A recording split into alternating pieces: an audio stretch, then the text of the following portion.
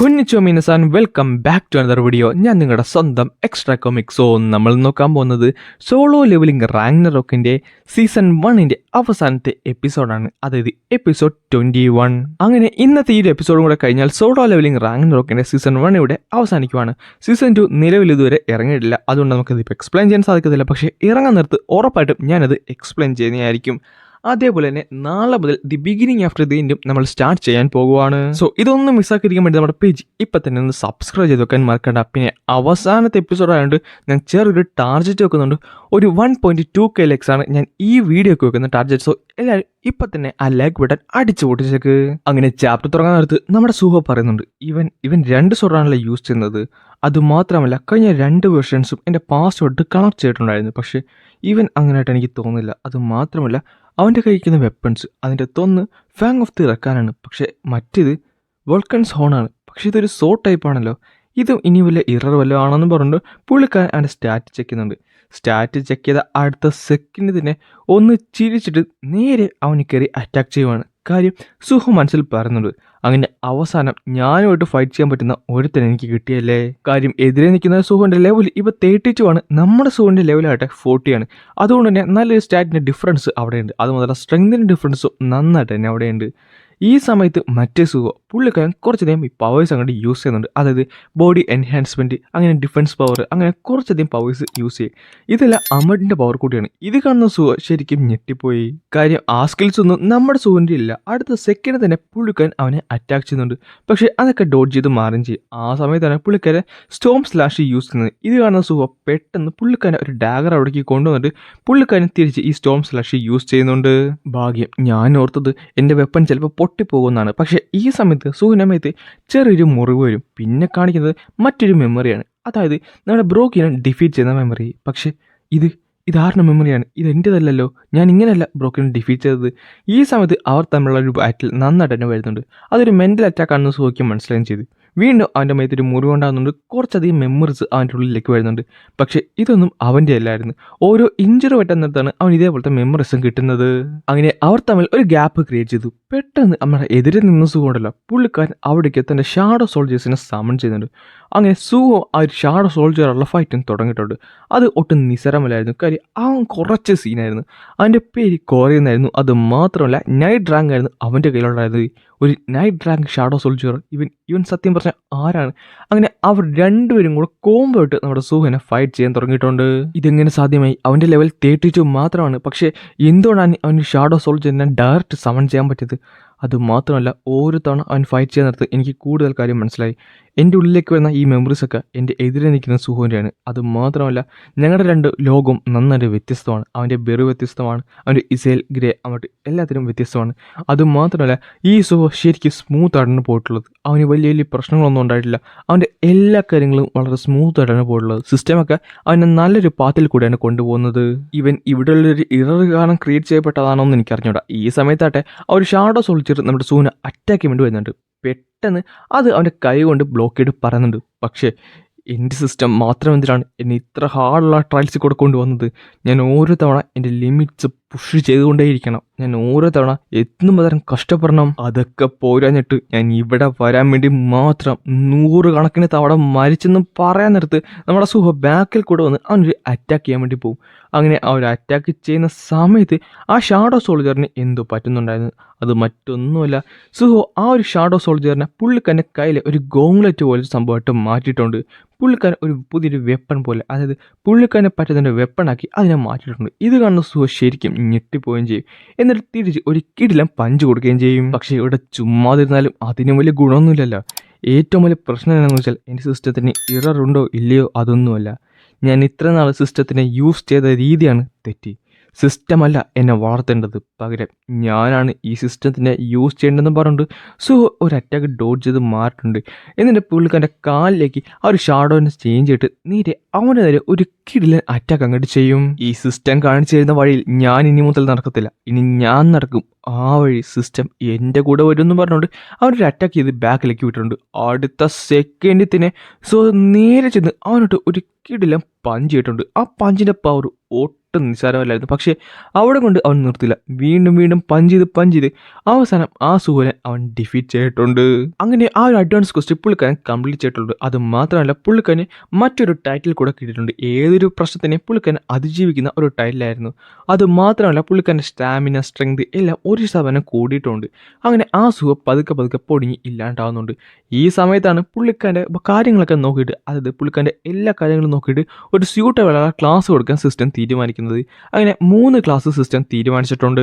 അതായത് നമ്മുടെ Jenu shadow monarch എന്ന ക്ലാസ്സിൽ പോയില്ലേ, അതേപോലെ തന്നെ സുഹോയ്ക്ക് ഒരു ക്ലാസ്. അതിൻ്റെ അകത്ത് 3 ഡിഫറെൻ്റ് ആയിട്ടുള്ള ക്ലാസ്സാണ് സുഹോയുടെ ഫ്രണ്ടിൽ ഇപ്പോൾ ഉള്ളത്. ആദ്യത്തേത് ഷാഡോ ഹെയർ ആണ്. ഈ ഷാഡോ ഹെയർ എന്ന് പറയുന്നത് സിസ്റ്റം പുള്ളിക്കാരനെ ഗൈഡ് ചെയ്യുന്ന ഒരു ഇതായിരിക്കും. അത് മാത്രമല്ല പുള്ളിക്കാരന് ഷാഡോ ഹെയർ ആയിട്ട് നിൽക്കാൻ സാധിക്കും. രണ്ടാമത്തത് സോൾ സ്ട്രൈക്കറാണ്. ഈ ഒരു സംഭവം എന്ന് പറയുന്നത് പുള്ളിക്കാരൻ്റെ പാസ്റ്റ് ഡേറ്റ യൂസ് ചെയ്തുള്ളതായിരിക്കും. അതുമാത്രമല്ല ഈ ഒരു സ്റ്റാറ്റാണ് അവൻ യൂസ് ചെയ്യുന്നതെങ്കിൽ അവൻ്റെ ഷാഡോ സ്കിൽസ് എല്ലാം ഡിസപ്പിയർ ആകുന്നതായിരിക്കും. മൂന്നാമത്തതിന് പേരില്ല, പക്ഷേ സിസ്റ്റം ഏറ്റവും കൂടുതൽ റെക്കമെൻഡ് ചെയ്യുന്ന പവറും ഇത് തന്നെയായിരിക്കും. പക്ഷേ ഇത് യൂസ് ചെയ്താലും ഷാഡോ സ്കില്ല് പോകുന്നതായിരിക്കും. ആദ്യത്തെ 2 ഭാഗത്തും വലിയ പ്രത്യേകിച്ച് മാറ്റമൊന്നും വരാൻ പോകുന്നില്ല. കാര്യം ഞാൻ ഇതിനു മുമ്പ് എക്സ്പീരിയൻസ് ചെയ്ത് തന്നെയാണ്. പക്ഷേ മൂന്നാമത്തെ ഭാഗത്തിന് ചെറിയൊരു വ്യത്യാസമുണ്ട്. എൻ്റെ കയ്യിലുള്ള എല്ലാം കളഞ്ഞിട്ട് പുതിയ കുറച്ച് കാര്യങ്ങൾ എനിക്ക് കിട്ടുന്നതായിരിക്കും. പക്ഷേ നീയൊക്കെ എന്നെ കളിയാക്കുവാണ്. ഞാൻ എത്ര തവണ മരിച്ചെന്ന് നിനക്കൊക്കെ വല്ല പിടുത്തമുണ്ടോ? എന്നിട്ട് ഇതുപോലത്തെ റിസൾട്ടാണ് എനിക്ക് തന്നെന്നും പറഞ്ഞിട്ട് സുഹ അത് 3 കൂടെ അമർത്തുന്നുണ്ട്. എന്നിട്ട് പറയും ചെയ്യും, ഈ 3 ഗ്ലാസും ഞാൻ ഇങ്ങോട്ട് എടുക്കാൻ പോകുകയാണെന്ന് പറഞ്ഞിട്ട് അവനോടൊരു ഗ്ലിച്ച് ക്രിയേറ്റ് ചെയ്യുന്നുണ്ട്. അങ്ങനെ വലിയൊരു എക്സ്പ്ലോഷൻ സംഭവിച്ച് നമ്മുടെ സുഹയ്ക്ക് ഒരു ഗ്ലാസും കിട്ടിയിട്ടുണ്ട്. പിന്നെ കാണിക്കുന്നത് ഷാഡോ ഡേഞ്ചറാണ്. ഇതിൽ പറയുന്നുണ്ട്, സത്യം പറഞ്ഞാൽ 3 ആഴ്ചയായി അദ്ദേഹം പോയിട്ട് എന്തെങ്കിലും പ്രശ്നം ഉണ്ടായി കാണുക. അപ്പോൾ ബെർ ചോദിക്കുന്നുണ്ട്, ക്രൊക്കഡൈൽ നിനക്ക് ഇനിയും തോന്നുന്നുണ്ടോ യങ്മണാച്ചൻ എന്തെങ്കിലും പറ്റിക്കാണോന്ന്? സത്യം പറഞ്ഞാൽ ഇത്ര നാൾ പുള്ളിക്കാരൻ പോകുമെന്ന് ഞാൻ ഒരിക്കലും പ്രതീക്ഷയില്ല. ഇനി എന്തെങ്കിലും പറ്റിയെന്ന് എനിക്കും ഡൗട്ട് ഉണ്ടെന്ന് പറയാൻ നേരത്താണ് സുഹു അവിടേക്ക് വരുന്നത്. എന്നിട്ട് പറയും ചെയ്യും, ലോങ് ടൈം നോ സീ, എങ്ങനെയുണ്ട് എല്ലാവർക്കും ഒന്നും പറഞ്ഞുകൊണ്ടാണ് സുഹു അവിടേക്ക് വരുന്നത്.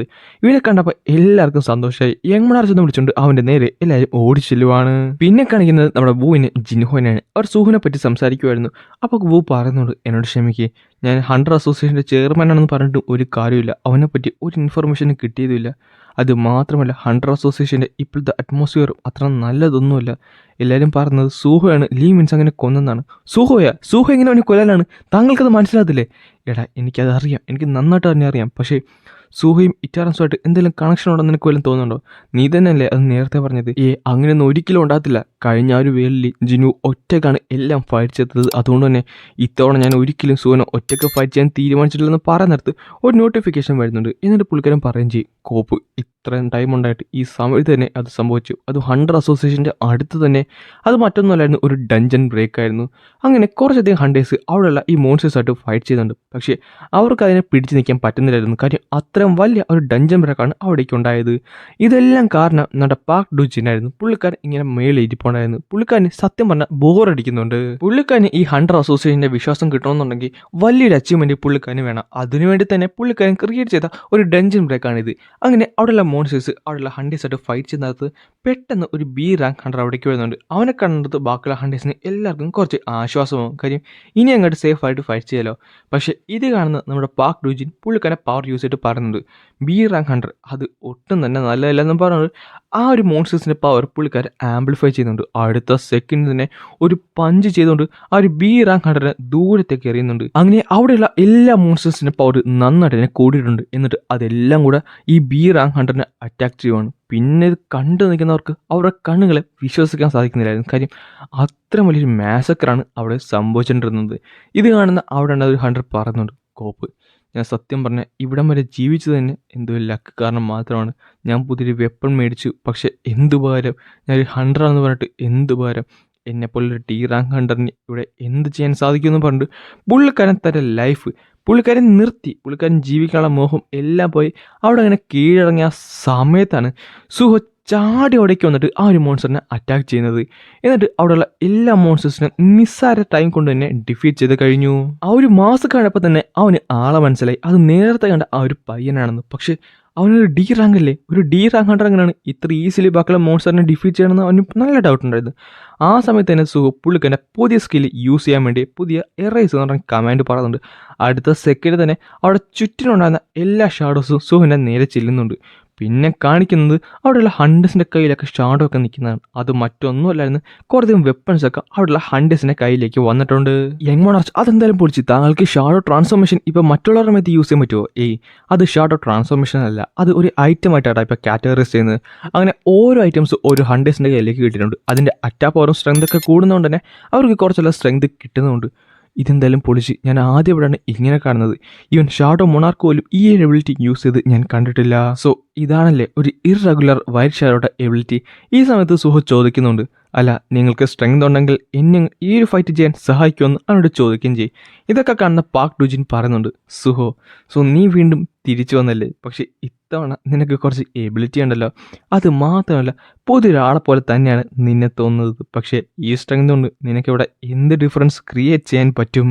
അങ്ങനെ നമ്മുടെ സുഹോയ്ക്ക് ഒരു ക്ലാസ് കിട്ടിയിട്ടുണ്ട്. അത് ഇറഗുലർ വൈറ്റ് ഷാഡോ എന്നാണ്. അത് മാത്രമല്ല പുള്ളിക്കാരൻ്റെ സ്കില്ല് ഷാഡോ ക്രിയേഷൻ ആണ്, എക്സ്ട്രാക്ഷൻ അല്ല. അതായത് പുള്ളിക്കാരൻ ഷാഡോസിനെ യൂസ് ചെയ്ത് മറ്റുള്ള കാര്യങ്ങൾ ക്രിയേറ്റ് ചെയ്യാൻ പറ്റും. അത് ഒരു പ്ലെയറിൻ്റെ ഇമാജിനേഷൻ പോലെ തന്നെയാണ്. അവിടെ നമ്മൾ പോകുന്നത് ഇന്ത്യയിലേക്കാണ്, ചുരുക്കം പറഞ്ഞാൽ ആഷുറ ഗൾഡിലേക്ക്. അവിടെ ഒരു വലിയൊരു എക്സ്പ്ലോഷൻ തന്നെ സംഭവിക്കുന്നുണ്ട്. പിന്നെ കാണിക്കുന്നത് നമ്മുടെ റിയോ സിംഗ് അവിടെ കിടക്കുന്നതാണ്. അവൻ പറയുന്നുണ്ട്, സുഹോ എന്നോട് ക്ഷമിക്കടാ, നീ എന്നോട് കാണിച്ച ആ ഒരു കൈൻഡ്നെസ്സിന് ഇതേപോലെയാണ് ഞാൻ റിപ്ലൈ ചെയ്യുന്നത്, എന്നോട് ക്ഷമിക്കടാ എന്ന് പറഞ്ഞിട്ട് പുള്ളിക്കാരൻ അവിടെ കിടക്കുവാണ്. പിന്നെ 2 കാലുകൾ കാണാൻ സാധിക്കുന്നുണ്ട്. അവൻ പറയുന്നുണ്ട്, സോ എൻ്റെ പിള്ളേർ തൊട്ട് അവൻ കൊറിയയിലാണല്ലോ ഉള്ളത്, അങ്ങനെയാണെന്നുണ്ടെങ്കിൽ നമ്മളിനി കൊറിയയിലേക്കാണ് പോകണമെന്ന് പറഞ്ഞുകൊണ്ട് നമ്മുടെ തോമസ് ആൻഡ്രയാണ് അവിടെ ഉണ്ടായിരുന്നത്. പുള്ളിക്കാരൻ അങ്ങനെ നമ്മുടെ സുഹോനെ തേടി കൊറിയയിലേക്ക് പോകുവാണ്. അവിടെ നമ്മൾ പോകുന്നത് വലിയൊരു ഗേറ്റിലേക്കാണ്. ആ ഗേറ്റിൻ്റെ ഫ്രണ്ടിൽ ഒരു പെൺകൊച്ച് നിൽപ്പുണ്ടായിരുന്നു. അവളുടെ കൂടെയായിട്ട് ഒരു വലിയൊരു ഷാഡോ നിൽപ്പുണ്ടായിരുന്നു. സോ ഇതാരാണെന്ന് മനസ്സിലായല്ലോ, നമ്മുടെ ചാ ഹേ ഇന്നാണ്. അങ്ങനെയാണ് സോളോ ലെവലിംഗ് റാഗ്നറോക്കിൻ്റെ സീസൺ 1 ഇവിടെ അവസാനിക്കുന്നത്.